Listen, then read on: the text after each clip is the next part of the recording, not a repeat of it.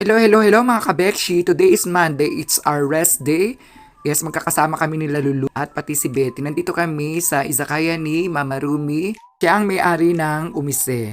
At bukod sa Umise, itong izakaya na to is kanya rin po ito. Kaya in-invite niya kami pumunta rito para kumain. Siyempre, habang naghihintay tayo na ating in-order, ay magkakaroon tayo ng quick tour dito sa loob ng izakaya ni Mama Rumi. Halika't samahan niyo ako at pakikita ko sa inyo ang labas ng izakaya. Yes, napakaganda ng izakaya na ito. Pupunta po tayo sa mga ibang table. Ayan yung sa counter.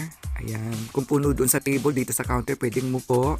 Ayan po yung mga display. Ayan po yung kitchen. Kung saan sila nagluluto, yung mga staff ni Mama.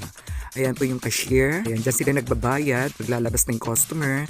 Ayan pa yung mga ibang kwarto. Ayan, dumating na yung aming in-order. Yes, yung shogayaki. Kakain muna kami. Itadakimasu!